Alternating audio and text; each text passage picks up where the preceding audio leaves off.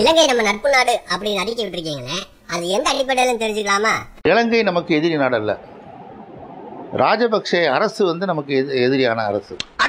ரெண்டுக்கும் வித்தியாசம் இருக்கு. சொல்லவே இல்ல. ராஜபக்சே அரசு அங்கு கொடுமைப்படுத்தினார்கள். பல பேரை கொன்றது அந்த ராஜபக்சே உத்தரவால்.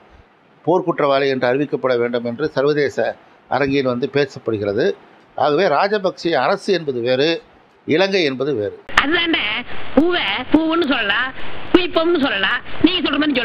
இப்ப திமுக காங்கிரஸ் உறவு எப்படி இருக்கு? காங்கிரஸ் திமுக உறவு இருந்தது. இடையிலே திமுக எங்களை விட்டு சென்றது. இப்பொழுது அப்படி எப்படியே இருக்கிறது. நீ சொன்ன வாக்கியத்தை தஞ்சாவூர் கோயில் கல்வெட்டுல வெட்டி வச்சிட்டு பக்கத்திலேயே நீ உட்கார்ந்துக்க. சத்தியமூர்த்தி பவன்ல சண்டை, சச்சரவு, வேட்டி கிளிப்புகள் குறைஞ்சிடுச்சு. என்ன சார் பண்றீங்க? அதாவது நான் ஏற்கனவே சொல்லியிருக்கிறேன், கண்ணு போட்டுறாதீங்கன்னு. என்னமும் செயலும் நல்லா இருந்தா கண்ணம் பண்ணு மாதிரி ஆயி அப்படி தேச சாயிரும்டா. Facebookல காங்கிரஸ் பக்கத்தை கழுவி ஊத்துறாங்களே. கலாய்க்கிறாங்கிறது சில பேர் பொறுப்பு இல்லாமல் இதில் எழுதுறாங்க, சில பேர் கமெண்ட் அடிக்கிறாங்க. நான் ஏற்கனவே சொன்னது போல் இந்த சுதந்திர இந்தியாவில் அவர்களுக்கும் அந்த சுதந்திரம் இருக்கிறது. ஃபேஸ்புக்லேயே நான் சொன்னேன், ஒரு தடவை நானே ஒரு ஸ்டேட்மெண்ட் கொடுத்தேன். என்ன சொன்னாலும் அதை தாங்கிக் கொள்கிற பக்குவம் காங்கிரஸுக்கு உண்டு. ஆகவே நீங்கள் என்ன சொன்னாலும் அதை தாங்கிக் கொள்வோம், தொடர்ந்து எங்கள் பயணம் தொடரும் என்று சொன்னேன். தொடர்ந்து போய்கிட்டு இருக்கு ஃபேஸ்புக். அடிக்கும் போது ஒருத்தன் சொன்னா எவ்வளவு அடிச்சாலும் தாங்குறான்டா, இவன் ரொம்ப நல்ல ஒரு வார்த்தை சொல்லிட்டான்.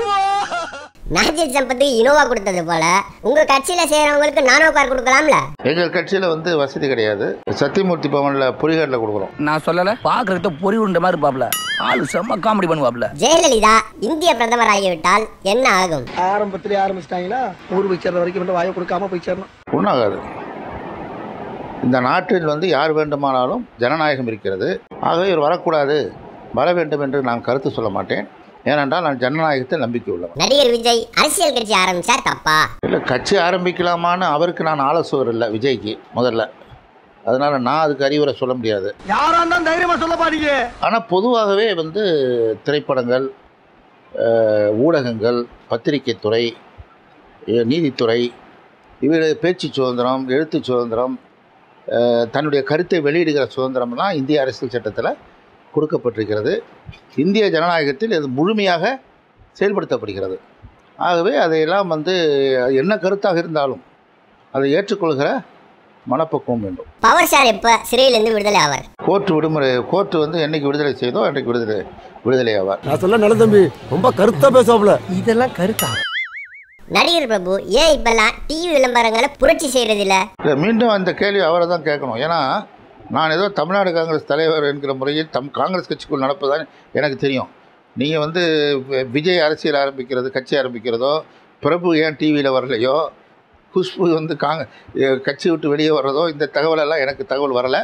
உங்களுக்கு தெரிந்தால் சொன்னீர்கள் என்றால் அடுத்த தடவை கேட்கிற போது நான் பதில் சொல்கிறேன். டென்ஷன் ஆகாதீங்கண்ணே. Less tension more work, more work less tension.